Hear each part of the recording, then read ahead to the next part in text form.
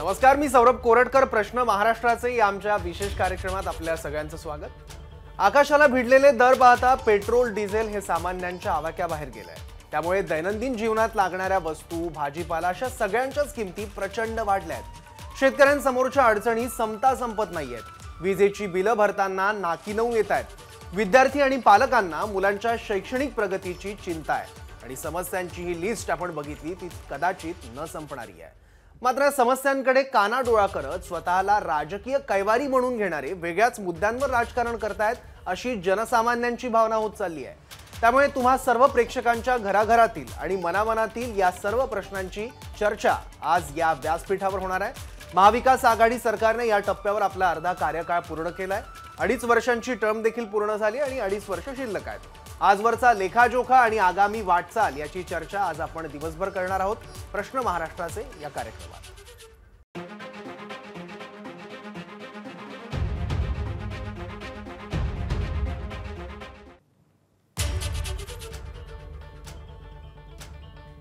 तर कोरोना काळात 2 वर्ष शिक्षणाला ब्रेक लागला होता.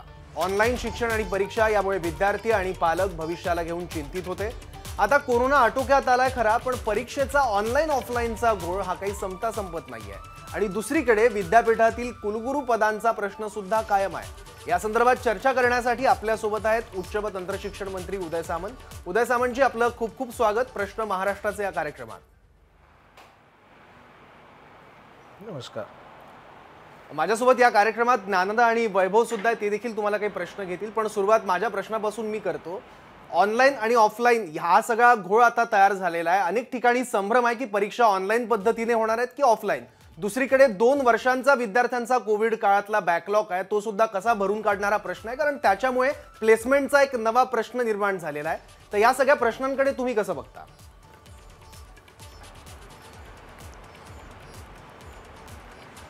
सुरुवातीला मला एबीपी माझाला धन्यवाद दिले पाहिजेत, कारण जे काय राजकीय वातावरण संपूर्ण महाराष्ट्रामध्ये चालू आहे त्याच्या पलीकडे जाऊन महाराष्ट्रातल्या पालकांचे प्रश्न, विद्यार्थ्यांचे प्रश्न आणि जनतेचे प्रश्न मांडण्याचा आपल्या माध्यमातून प्रयत्न होतोय. आणि उच्च व तंत्रशिक्षण विभागाच्या संदर्भातला सगळ्यात महत्त्वाचा प्रश्न जो अतिशय सगळ्या विद्यार्थ्यांच्या जिव्हाळ्याचा आहे तो म्हणजे ऑनलाईन की ऑफलाईन. आता या संदर्भामध्ये मी अनेक वेळा असं सांगितलं की ज्यावेळी करोनाची सुरुवात झाली, पहिली लाट आपल्याकडे आली, दुसरी लाट आली, तर महाविकास आघाडीच्या सरकारनं जे काय निर्णय घ्यायचे ते विद्यार्थ्यांसाठी घेतले, त्यांना जपण्याचा प्रयत्न केला. परंतु करोना आता बाजूला होत असताना एक 15-20 दिवसापूर्वी माझी आणि सगळ्या महाराष्ट्रातल्या कुलगुरूंची एक बैठक झाली आणि कुलगुरूंनी ठामपणानं असं सांगितलं की आता आपल्याला ऑनलाईनकडनं ऑफलाईनकडे जायचं आहे. आणि म्हणून ऑफलाईन घेण्याचा निर्णय हा कुलगुरूंनी जाहीर केला. कुलगुरूंनी आपलं मत शासनाकडे मांडलं. आणि जर शिक्षण क्षेत्रातल्या विद्यापीठांचंच म्हणणं असं असेल की आता आपण ऑफलाईन एक्झाम केल्या पाहिजेत, त्याला आम्ही संमती दिली महाराष्ट्र शासनाच्या वतीनं.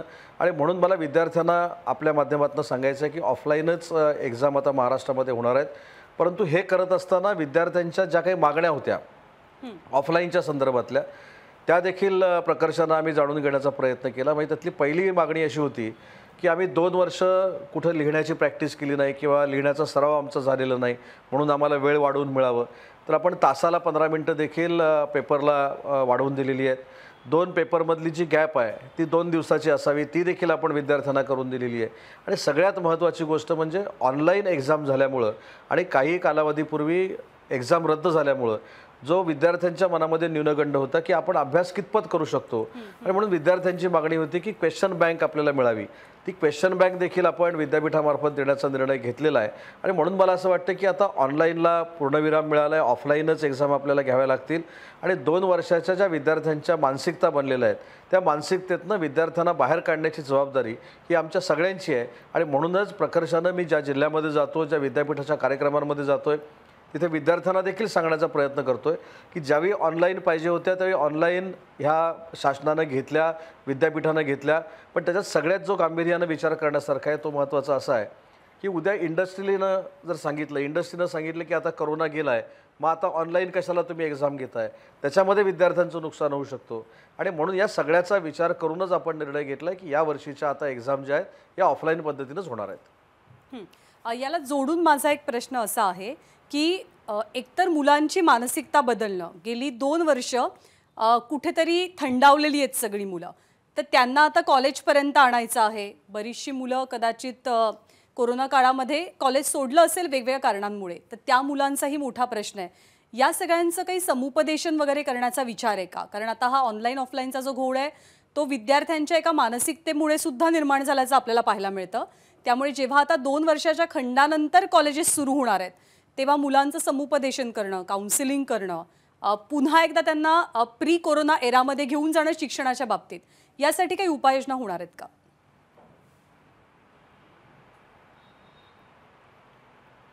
आपल्याला आठवत असेल की 21 ऑक्टोबर 2021ला ज्यावेळी फिजिकली कॉलेजेस सुरू करण्याचा निर्णय आम्ही सगळ्यांनी मिळून घेतला, त्याच्यामधला चौथा मुद्दा हाच होता की विद्यार्थ्यांचं काउन्सिलिंग करणं गरजेचं आहे.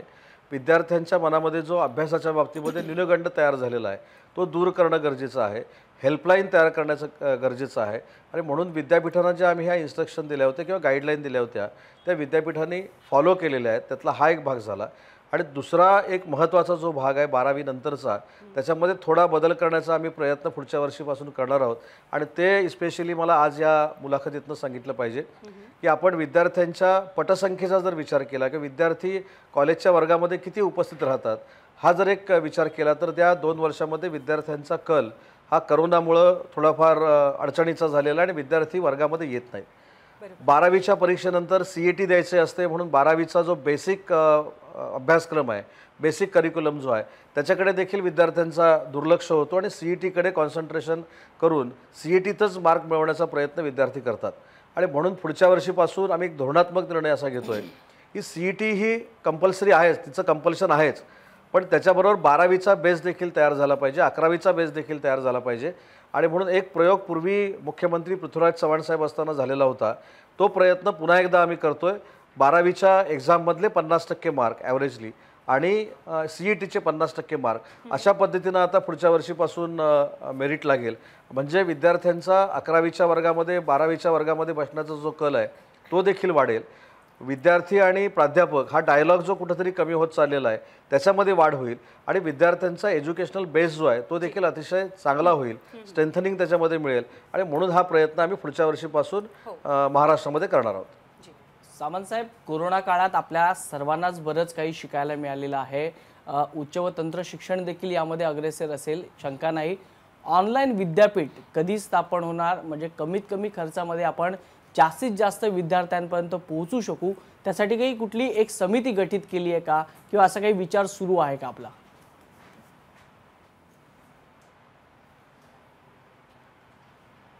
आपल्याला सगळ्यांनाच या करोनाची कल्पना आहे की ऑनलाईन एज्युकेशन हे आपल्याकडे नव्हतं अशातला भाग नाही.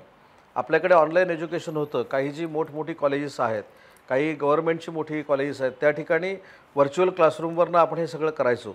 पण प्रत्येक विद्यार्थ्यापर्यंत ऑनलाईन एज्युकेशन पोहोचवण्याची जी संकल्पना निर्माण झाली ही करोनातून निर्माण झाली. आणि भविष्यामध्ये हे ऑनलाईन एज्युकेशन असंच जर कंपल्सरी करायचं राहिलं तर त्याच्यासाठी कुठंतरी एक वेगळ्या पद्धतीनं प्लॅन पाहिजे, ॲक्शन प्लॅन पाहिजे. आणि म्हणून ऑनलाईन विद्यापीठ स्थापन करता येईल का, त्याची एक संकल्पना देशात पहिल्यांदा महाराष्ट्रामध्ये रुजेल का, यासाठी आम्ही कमिटी स्थापन केली. त्याचा अहवाल एक 90 दिवसात यावा अशी आमची सगळ्यांची अपेक्षा आहे. आणि ते अहवाल आल्यानंतर, त्याच्यामध्ये तज्ज्ञ लोक आहेत, तो अहवाल आल्यानंतर त्याचे प्लस मायनस बाजू तपासून मग ऑनलाईन विद्यापीठ स्थापन करायचं की नाही या दृष्टिकोनातून आम्ही कामकाज करणार आहोत.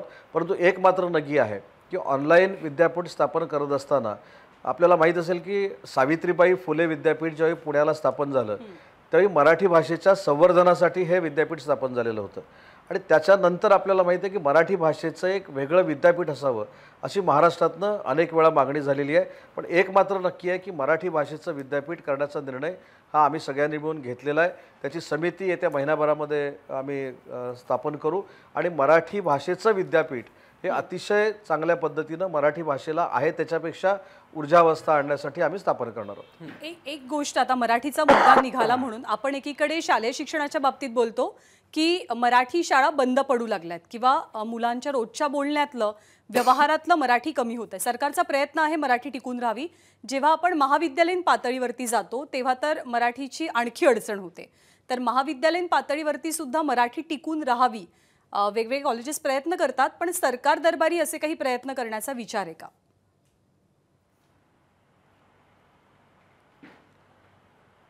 हा अतिशय महत्त्वाचा मुद्दा आहे आपल्या राज्याच्या दृष्टीनं. आणि देशातलं महाराष्ट्र हे पहिलं असं एकमेव राज्य आहे की ज्या राज्यामध्ये 7 ते 8 कॉलेजेसनी इंजिनिअरिंग कॉलेजेसनी त्यांचा सिलेबस हा मराठीतनं आणला, त्यांचा अभ्यासक्रम हा मराठीतनं आणला.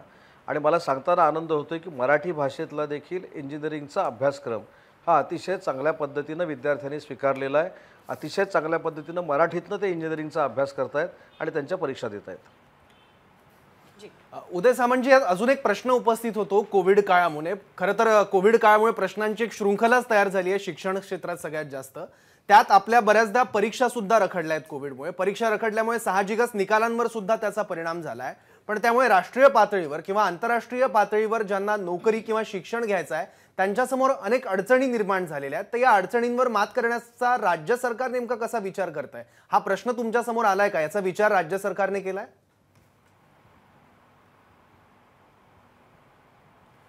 नाही, हा प्रकर्षानं प्रश्न समोर आलेला आहे आणि तो करोना आता संपल्यावर आलेला आहे. म्हणून पुढच्या वर्षी कुठच्याही परिस्थितीमध्ये आमच्या CET एक्झाम ह्या 15 जूनपर्यंत झाल्या पाहिजेत. त्याचा रिझल्ट 1 जुलैपर्यंत लागला पाहिजे. आणि UGC असेल किंवा AICTE असेल यांचे जे नॉर्म्स आहेत की बाबा 1 सप्टेंबरपासून अकॅडमिक इयर सुरू झालं पाहिजे, तर तशा पद्धतीनं पुढच्या वर्षी कुठच्याही परिस्थितीमध्ये 1 सप्टेंबरला अकॅडमिक इयर सुरू होईल असा आम्ही प्रामाणिकपणाचा प्रयत्न करणार आहोत. आणि यावर्षी देखील विद्यापीठांना आम्ही सांगितलेलं आहे की ज्या तुमच्या शेवटच्या वर्षाच्या एक्झाम आहेत त्या तुम्ही लवकरात लवकर घेतल्या पाहिजेत, लवकरात लवकर त्याचे रिझल्ट लागले पाहिजेत, लवकरात लवकर सर्टिफिकेट विद्यार्थ्यांपर्यंत पोहोचली पाहिजेत. आणि त्याच्यातनं जे विद्यार्थ्यांना पुढे म्हणजे कदाचित आपल्या राज्यामध्ये शिकायचं असेल, परराज्यामध्ये शिकायचं असेल किंवा ॲब्रॉडला जाऊन शिकायचं असेल तर तो त्यांचा मार्ग आहे, तो खुला होईल. त्यामुळे लवकरात लवकर लास्ट इयरचे निकाल जाहीर करणं ही आमच्या सगळ्यांची जबाबदारी आहे आणि ती आम्ही स्वीकारलेली आहे. सामंतजी, CETचा उल्लेख केला म्हणून इकडे तुम्हाला एक प्रश्न आहे की एकच CET ठेवली, मग लॉ असेल, इंजिनिअरिंग असेल, फार्मसी असेल, यासाठी काही उपाययोजना चालू आहेत का? 1-2 वर्षात काही त्यावर डेव्हलपमेंट होऊ शकते का? कारण का अशी विद्यार्थ्यांकडून वारंवार मागणी होती की एकच CET परीक्षा ठेवायला पाहिजे.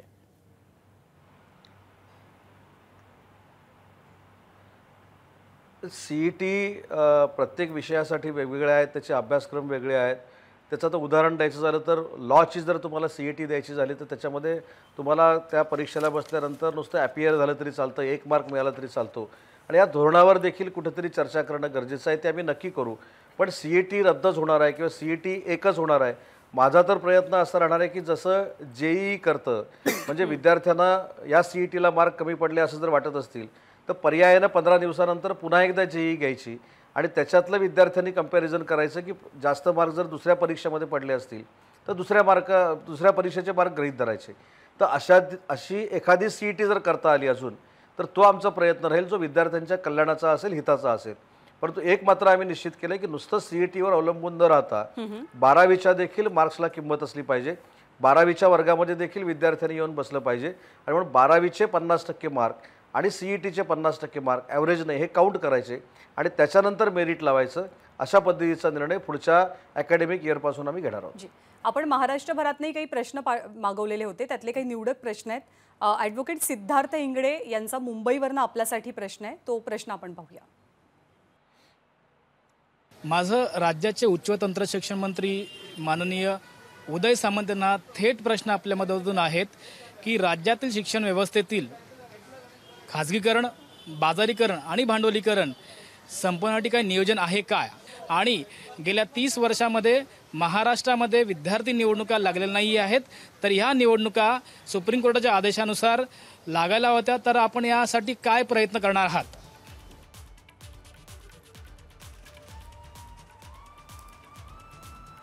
ॲडव्होकेट सिद्धार्थजींचे 2 महत्त्वाचे प्रश्न आहेत. त्याच्यामध्ये बाजारीकरण किंवा जे काही थोडक्यात विद्यार्थ्यांकडनं फी जास्त घेतल्या जातात किंवा डोनेशन जास्त घेतलं जातं असा त्यांचा पहिला मुद्दा आहे. शासनाच्या ज्या संस्था आहेत म्हणजे शासनाशी संलग्न असलेल्या ज्या संस्था आहेत त्यांना FRA नावाची संस्था आहे की जी कंट्रोल ठेवते फी किती असावी, काय असावी. आणि दुसरा जो महत्त्वाचा त्यांनी मुद्दा मांडला की FRA ही अजून प्रायव्हेट युनिव्हर्सिटींना नाही आहेत जिथं त्यांची जी शंका आहे की त्या ठिकाणी अजून फी जास्त घेतली जाते किंवा असू शकते. तर परवा जे विधानसभेचं अधिवेशन झालं, मागचं विधानसभेचं अधिवेशन झालं, तिथं देखील मी स्पष्ट केलेलं आहे की 2013 सालामध्ये प्रायव्हेट युनिव्हर्सिटीचा कायदा झाला. त्या प्रायव्हेट युनिव्हर्सिटीच्या कायद्यामध्ये स्पष्ट असं म्हटलेलं आहे की प्रायव्हेट युनिव्हर्सिटीची देखील विद्यार्थ्यांची फी ही पालकांना परवडणारी असली पाहिजे, त्याचं देखील नियोजन असलं पाहिजे आणि त्याच्यावर देखील अथॉरिटी असली पाहिजे कंट्रोल करणारी. आणि म्हणून येत्या महिन्याभरामध्ये प्रायव्हेट युनिव्हर्सिटी ज्या आहेत त्यांच्यावर देखील फी कशा पद्धतीनं असावी, कशा पद्धतीनं त्यांनी फी आकारलेली आहे याच्यावर कंट्रोल ठेवणारी आम्ही कमिटी नेमतो. त्याच्यामुळे ही काही अडचण येणार नाही. आणि दुसरी जी प्रायव्हेट कॉलेजेस आहेत त्याच्यावर देखील त्यांचं ॲडमिनिस्ट्रेशन कसं चालू आहे, त्यांचं कामकाज कसं चालू आहे त्याच्यासाठी देखील आम्ही समिती नेमतोय. ते देखील मी विधानसभेमध्ये जाहीर केलं आहे. आणि तिसरा मुद्दा राहिला जी मायनॉरिटीची कॉलेजेस आहेत. मायनॉरिटीच्या कॉलेजेसमध्ये ज्या पद्धतीचे ॲडमिशन्स होत आहेत किंवा काही ठिकाणी तक्रारी येतात की डोनेशन्सचा, तर त्याच्यावर देखील आम्ही समिती करतोय. आणि म्हणून मी म्हटलं की करोनाच्या पार्श्वभूमीवर आता आपण त्याच्यातनं बाहेर येतोय, म्हणून ह्या ज्या काही 2-3 गोष्टी आहेत या येत्या महिन्याभरामध्ये होतील. पुढच्या विधानसभेमध्ये आम्ही त्या जाहीर करू. पण विद्यार्थ्यांना म्हणजे प्रायव्हेट युनिव्हर्सिटीमध्ये देखील शेतकऱ्यांचा मुलगा शिकला पाहिजे अशा पद्धतीची भूमिका ही आमची महाविकास आघाडीची सरकारची आहे. आणि म्हणूनच प्रायव्हेट युनिव्हर्सिटीवर देखील फ्री रेग्युलेटरी अथॉरिटी असावी याची नियमावली आम्ही तयार केली आणि ते आम्ही जाहीर करतोय. ठीक आहे. त्यांचा एक प्रश्न राहिलेला आहे, तो विद्यार्थी निवडणुकांसंदर्भातला आणि प्रश्न होता. दुसरा त्यांनी एक मुद्दा मांडला. दुसरा निवडणुकांचा, बरोबर, निवडणुकांचा एक मुद्दा माझ्याकडनं राहिला. आता हे निवडणुका घेण्याच्या संदर्भामध्ये 2 विचार आहेत आपल्या सगळ्या, म्हणजे पॉलिटिकल मी म्हणत नाही, परंतु एकंदरीत आपण जे चर्चा करतो थर्ड पार्टी म्हणून काही लोकांशी, तर त्याच्यामधनं क्राईम निर्माण होतो अशा पद्धतीची एक भावना मागच्या काही वर्षांपूर्वी झालेली होती. काही दंगे झालेले होते, काही ठिकाणी काही दंगली त्या कॉलेजेसमध्ये झालेल्या होत्या. आणि म्हणून या सगळ्या गोष्टीवर बॅन आला. आता सुप्रीम कोर्टाचा जो त्यांनी उल्लेख केला आहे, तर सन्माननीय सुप्रीम कोर्टानं असं सांगितलं की याच्यावर विचार करावा. म्हणजे प्रत्येक कॉलेजमध्ये ती निवडणूक घेतलीच पाहिजे किंवा घ्यावी अशा कुठेही पद्धतीच्या इन्स्ट्रक्शन नाही आहेत. शेवटी हा राज्याच्या कायदा आणि सुव्यवस्थेचा देखील प्रश्न आहे. आणि म्हणून या सगळ्या गोष्टीचा विचार करूनच कॉलेजमध्ये परीक्षा घ्यायच्या की नाहीत ह्याच्यावर निर्णय होतील. डायरेक्ट असा कुठचाही निर्णय होणार नाही. ठीक आहे. चिन्ह.com चे संपादक सतीश नाईक यांचा तुमच्यासाठी एक प्रश्न आहे. हा प्रश्न नेमका काय आपण पाहूयात.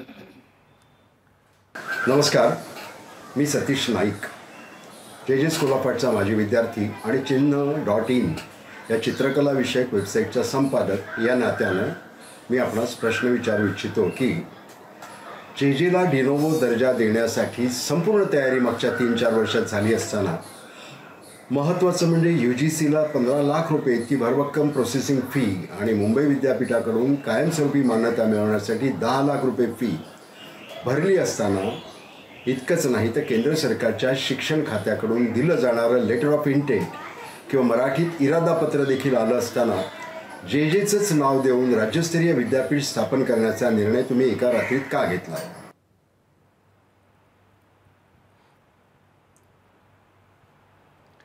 अतिशय चांगला प्रश्न आणि जो मला आवश्यक होता तो प्रश्न नाईक साहेबांनी विचारलेला आहे. जे स्कूल ऑफ आर्ट्सच्या माजी विद्यार्थ्यांच्या मनातली शंका याच्यातनं दूर होणार आहे.